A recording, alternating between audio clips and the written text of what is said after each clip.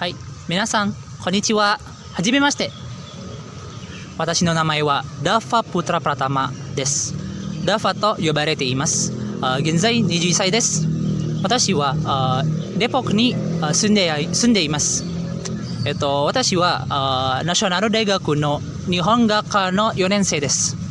そしたら、私の趣味は言語を勉強することと音楽を聴くことと、ゲームをすることです。よろしくお願いします。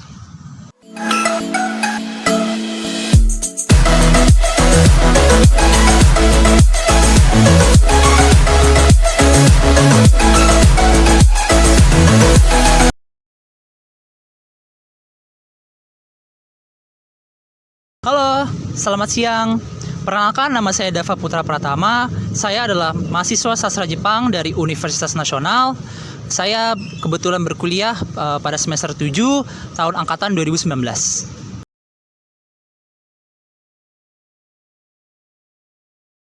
Pada awalnya saya memilih sastra Jepang UNAS adalah ketika saya memulai memiliki ketertarikan terhadap budaya-budaya di Jepang, seperti anime, manga, lalu terhadap bahasanya juga. Saya tertarik itu karena dari teman-teman saya pada waktu masa SMP dan masa SMA. Namun setelah saya lulus dari SMA, saya tidak langsung memilih sastra Jepang. Saya disuruh terhadap orang tua saya untuk mencoba masuk ke bukan perguruan ya, kayak semacam institusi negara, yaitu STAN, PKN STAN, lalu juga untuk mencoba ke SBMPTN di UI dan di UNJ. Kebetulan dari itu semua gagal. Jadi saya mencoba untuk memilih yang terdekat juga, yang menurut saya juga terbaik dan yang paling cocok, yaitu sastra Jepang di Universitas Nasional. Ya, jadi untuk sastra Jepang adalah jurusan yang membahas tentang, sesuai dengan judulnya, yaitu sastra Jepang. Namun selain dari sastra Jepang, di sini mahasiswa juga memiliki pilihan untuk memilih 3 cabang, yaitu tadi sastra, yaitu tentang manga, tentang anime, tentang film tentang Jepang. Lalu ada linguistik yang lebih ke arah bahasanya, dan yang ketiga ada budaya Jepang. Untuk saya sendiri, saya lebih tertarik yang budaya Jepang, seperti itu.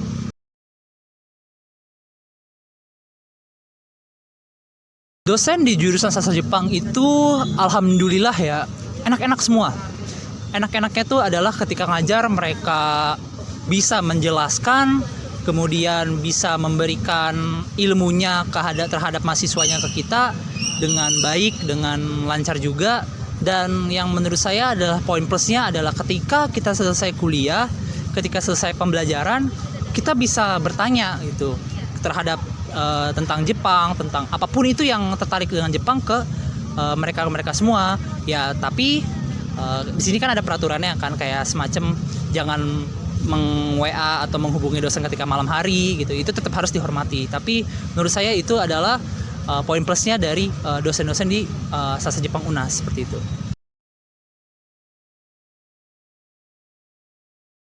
Ya, untuk pertemanan di lingkungan sastra Jepang, di sini ada bahasa Jepang, kata bahasa Jepang satu yang itu iro-irona, yang berarti berwarna-warna atau bermacam-macam jenisnya gitu. Di sini pertemanannya itu tidak hanya dari yang orang yang hanya suka Jepang saja, seperti suka manga, suka anime, suka filmnya gitu. Tapi di sini juga ada yang suka seperti budaya Korea atau K-pop, ada yang suka film-film Thailand, ataukah yang dari film barat saja, dari Indonesia saja. Jadi pertemanan di sastra Jepang itu sangat dinamis dan sangat beragam gitu. Jadi tidak menutup kemungkinan hanya karena dari suka satu saja Anda tidak bisa bergaul gitu. Bisa bergaul, mereka pun juga menerima gitu. Anda suka apa, tidak ada semacam pembulian di sini, sangat sedikit gitu.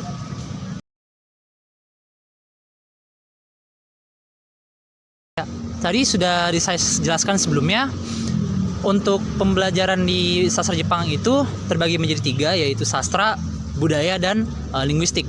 pada awalnya pas pertama kali masuk, Anda akan diajarkan seperti bahasa Jepang dasar, linguistik dasar, pemahaman budaya dan lain sebagainya. Lalu pada atasnya mungkin lebih ke arah kemahiran. Lalu di situ memulai mempelajari teori-teori yang ada di sastra, yang teori-teori ada di linguistik dan budaya, lalu mengimplementasikannya ke dalam yang sudah dijelaskan tadi, yaitu ke sastra Jepang, ke budaya Jepang, dan ke linguistik Jepang, seperti itu.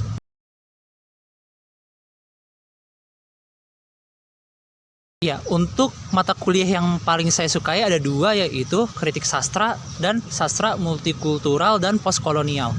Untuk kritik sastra ini mungkin tidak ada hubungan dengan budaya, namun sebenarnya ada gitu. Dan meskipun membahas sastra, budaya dalam sastra ini bagaimana dibahas itu kita kritisi gitu. Itu menurut saya adalah hal yang menurut saya bagus untuk dipelajari, apalagi untuk mahasiswa-mahasiswa sastra Jepang dan mahasiswa lainnya gitu, untuk mengkritisi suatu karya sastra gitu.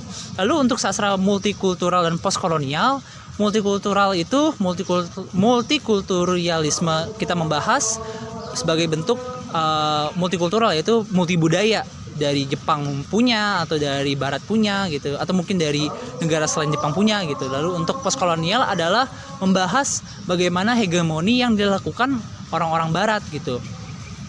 Jadi dalam bentuk imperialisme dan kolonialisme.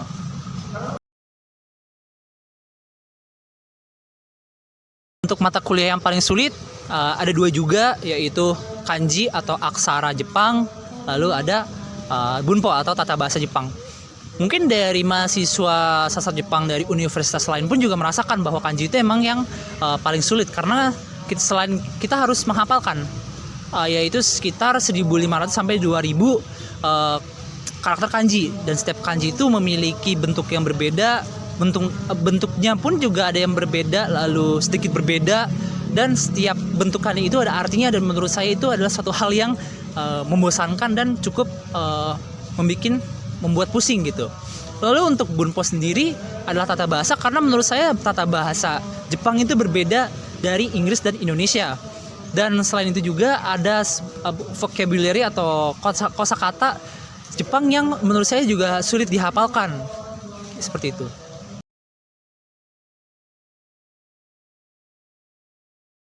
Pandangan orang terhadap sastra Jepang UNAS yang paling banyak muncul di kepala saya adalah sebagai wibu. Wibu ini kurang lebih berarti sebagai orang yang fanatik terhadap Jepang.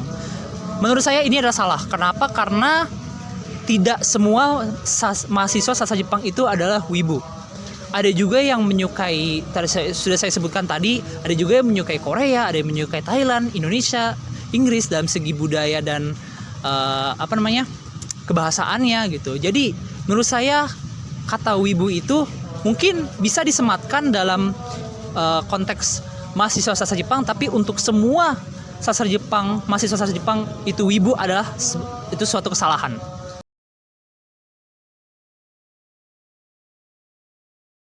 Pengalaman yang paling enak, yang paling seru menurut saya adalah waktu pertama kali saya masuk ke sastra Jepang UNAS, yaitu program Kananyumon. Program Kananyumon adalah program pengajaran kana, yaitu huruf hiragana dan katakana. Menurut saya pengalaman ini yang paling enak adalah pengalaman saya tentang perkenalan bahasa Jepang pertama kali, lalu dengan perkenalan mendalam juga terhadap senpai-senpai atau senior-senior di sana. Ternyata senior di sana itu juga enak gitu, juga friendly, baik juga gitu. Itu menurut saya pengalaman yang menurut saya susah untuk dilupakan gitu. Dan pengalaman terhadap teman-teman baru juga itu adalah pengalaman yang menurut saya juga seru juga gitu. Ya, untuk pengalaman yang tidak enak dan tidak menyenangkannya itu waktu pertama kali COVID masuk ke Indonesia. Itu terjadi pada awal 1 minggu pertama semester 2 saya, tahun 2020 2019 gitu kurang lebih. Nah, itu di minggu itu saya bertemu dengan orang Jepang yang dari Universitas Chuo di Tokyo. Dia ini juga mahasiswa juga, kurang lebih sama tahunnya, sama angkatannya. Kita bergaul sama dia, dikenalkan oleh dosen ya. Lalu setelah itu kita ngajak dia jalan, dan dia mau gitu. Kita ngajak jalan dia ke Blok M. Di situ di situ kayak kita kenalan, kita kita main bareng gitu. Nah, yang nggak enaknya itu adalah seminggu setelahnya kita kasus COVID kan, dan itu perkuliahan akhirnya diundur sampai harus online 1 semester. Itu benar-benar menurut saya yang dari suatu pengalaman yang memorable itu turun ke pengalaman yang sangat nggak enak gitu, sangat yang harus menurut saya yang dilupakan gitu.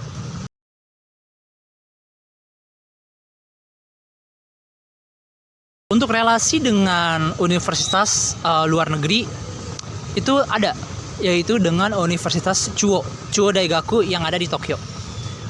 Seperti saya ceritakan sebelumnya, situ ada program semacam pertukaran pelajar yang jadi Universitas Chuo datang ke Universitas Nasional, lalu semacam bertemu dan berkenalan dengan kita gitu. Ini sudah terjadi bertahun-tahun, namun semenjak COVID itu diberhentikan dan untuk sekarang belum ada kelanjutannya. Tapi untuk sekarang terakhir waktu tahun 2021 terakhir itu bertemu lewat Zoom. Jadi kita bertemu semacam cultural exchange. Jadi pertukaran budaya gitu dari Jepang ke Indonesia dan Indonesia ke Jepang, tapi via Zoom seperti itu.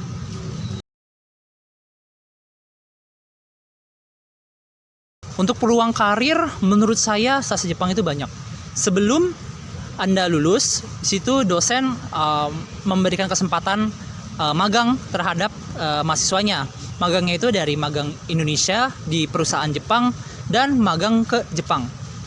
Magang ke Jepang ini dari semester 4 sampai semester 6, dan magang dari Indonesia pun juga sama. Tapi tergantung dari perusahaan yang dimintanya untuk semester berapa, dari semester berapa dan sampai semester berapa. Lalu untuk setelah lulus dari Universitas Nasional Sastra Jepang ini, tentu peluangnya banyak sekali. Sudah yang saya sebutkan tadi, dari perusahaan Jepang juga menerima, apakah nanti bisa menjadi mengajar, bisa jadi translator, atau bisa menjadi suatu desainer kah, ataukah bekerja di bidang IT gitu. Jadi peluangnya itu banyak sekali gitu, dan tidak menutup kemungkinan untuk hanya di suatu program sastra Jepang saja gitu. Namun dengan kuliah di sastra Jepang mempunyai bekal, yaitu bekal ya bisa mempelajari bahasa Jepang dan bisa mempelajari budaya Jepang, itu menurut saya menjadi poin plus ketika nanti berkarir nanti. Itu menurut saya.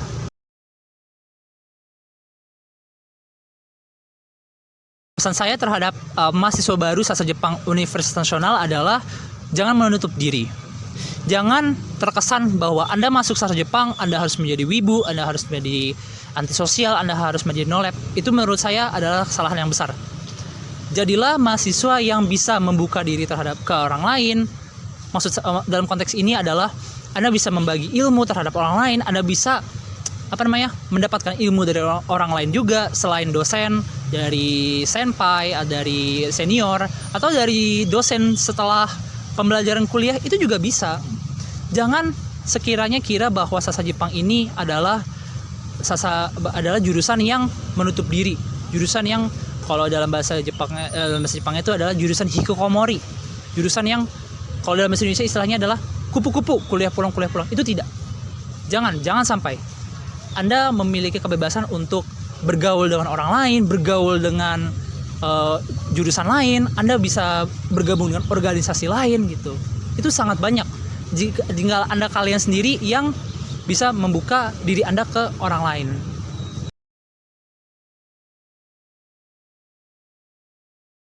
Hai, minasan, konnichiwa, hajimemashite.